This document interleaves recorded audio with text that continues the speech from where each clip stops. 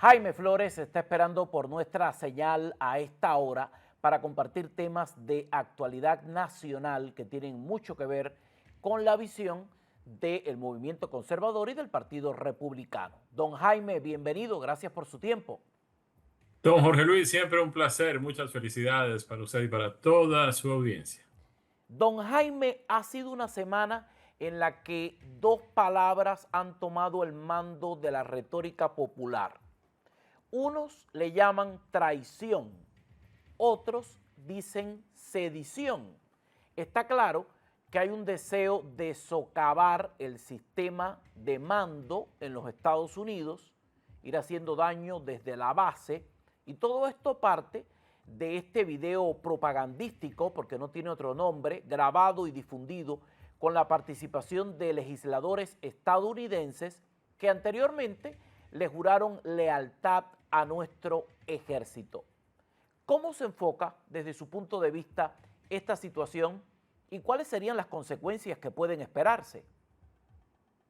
Bueno, es una verdadera vergüenza desde donde uno lo mire, independientemente de cualquiera que haya sido el argumento para tratar de inculpar al presidente Trump con un hecho de traición o con estar impartiendo órdenes ilegales. Primero, él es el comandante supremo de las Fuerzas Armadas de los Estados Unidos y eso lo establece la Constitución. Él puede dictar cualquier tipo de orden. La ilegalidad no la establecen unos senadores reunidos para conspirar contra el país, contra las Fuerzas Armadas, contra el Pentágono, contra la cadena de comando de nuestras fuerzas militares, que es algo absolutamente sagrado. Si hay algo ilegal, eventualmente que no lo hay, está demostrado, pero si lo hubiese, hubiera sido lo correspondiente que hubieran de alguna forma tratado de encontrar la culpabilidad eventualmente del presidente, cosa que no hicieron. Saltaron a sentenciar y aplicar sanciones contra el presidente, quitándole el apoyo de sus Fuerzas Armadas, llamando a la insurrección a las fuerzas militares. Eso lo hizo el presidente, el lunático que Colombia tiene lamentablemente como presidente por estos días en una calle en Manhattan, pedirle a las Fuerzas Armadas que desobedecieran a las órdenes del presidente Trump, pero que eso lo hagan unos senadores de los Estados Unidos, de ese club tan exclusivo que tiene solo 100 miembros, dos por cada uno de los estados y que se reúne en Washington para legislar, que hayan hecho esto algunos miembros de ese cuerpo colegiado, de ese grupo legislativo, es absolutamente inexcusable.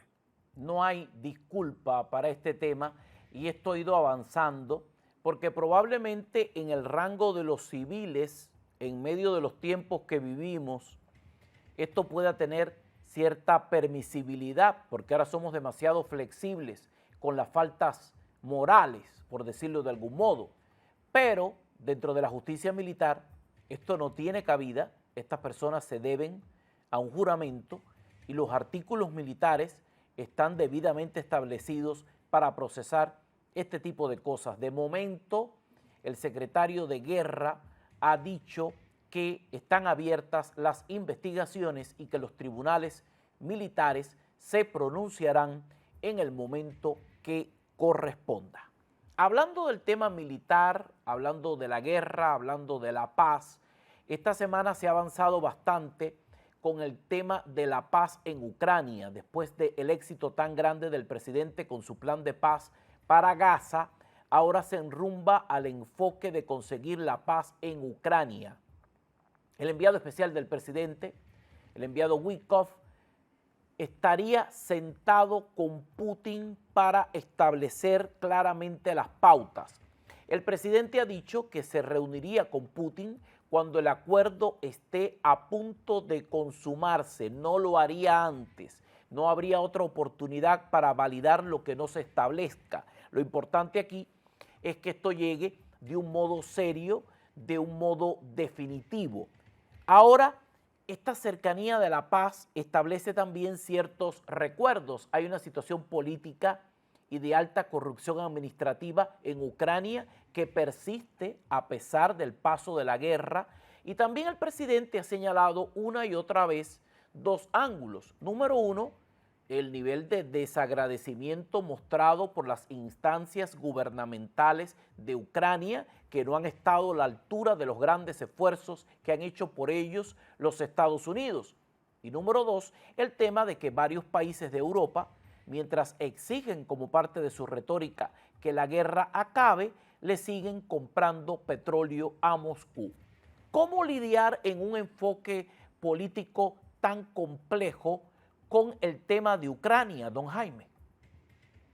Con mucha paciencia, sin lugar a dudas. Paciencia que no es exactamente lo que más tiene el presidente Trump. Ya pues se mostró muy insatisfecho con esa reunión que tuvieron él y el presidente ruso Vladimir Putin en Alaska, que no llevó a ninguna parte y que por el contrario había muchas expectativas y muchas posibilidades de que algo surgiera de ahí, sobre todo un cese el fuego, y no pasó absolutamente nada. Por eso la prevención del presidente de no reunirse con Putin hasta que no haya ya cosas andando.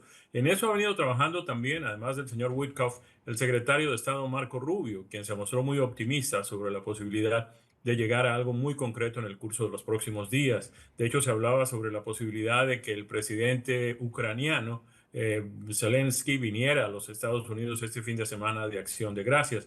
Pero es muy importante que se trabaje en el tema de la lucha contra la corrupción, porque obviamente va a ser necesario reconstruir a Ucrania. Eso va a requerir una gran inversión donde seguramente participarán en la mayoría de los países europeos, inclusive aquellos que contra pues, las cuestiones morales le siguen comprando petróleo a Rusia. Pues no tiene ningún sentido que se invierta dinero en la reconstrucción de un país y ese dinero se pierda, como se ha perdido buena parte del que se ha enviado desde los Estados Unidos.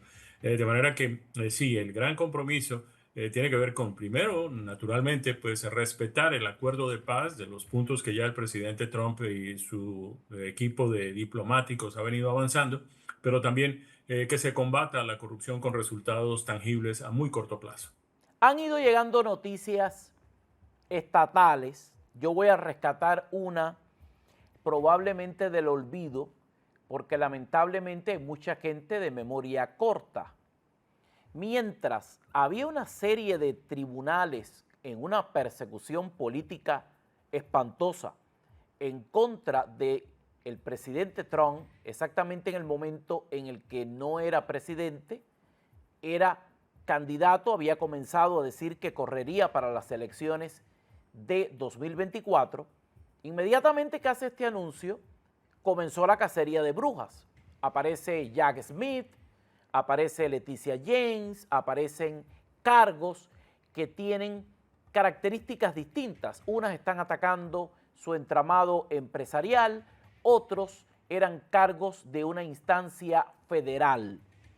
Pero a sabiendas de que el hombre podría librarse de todos estos combates que estaban ocurriendo al unísono y que comenzaron a salir 48 horas después de que dijo que iba a correr de nuevo para las elecciones, comenzaron a florecer algunos casos estatales, casos como el de Georgia, que se negaba a que esto fuera ejecutado federalmente porque querían ejercerlo de un modo estatal para que el presidente no pudiera indultarse en caso de que consiguiera un resultado positivo con respecto a los otros casos.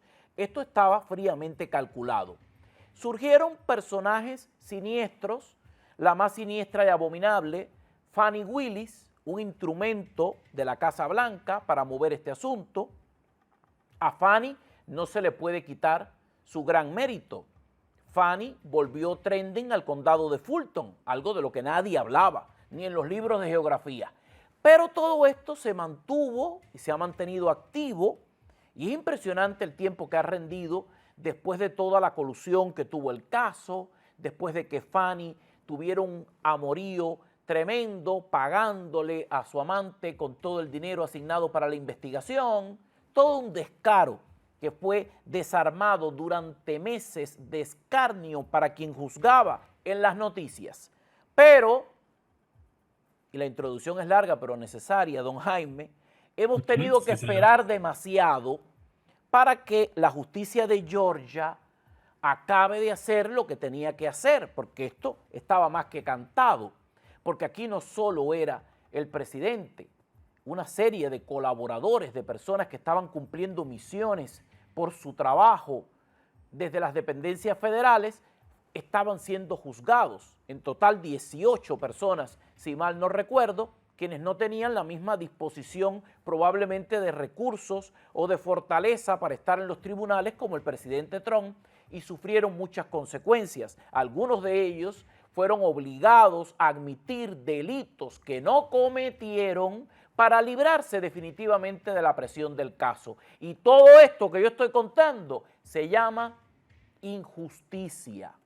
Y ver en calma un crimen es similar a cometerlo. Bueno, ahora esta semana, don Jaime, nos enteramos que finalmente, y cito la fuente, la justicia de Georgia cerró el proceso que acusaba al presidente Trump de intentar revertir los resultados electorales de 2020. El Tribunal Superior del Condado de Fulton puso fin al expediente penal que acusaba al presidente Trump y a varios de sus ex asesores de interferir en los resultados electorales de 2020 en Georgia. Vuelve a aparecer el nombre de un juez macabro que revisó todo esto con tiempo, pero le ha tomado años poner su pezuña en el documento.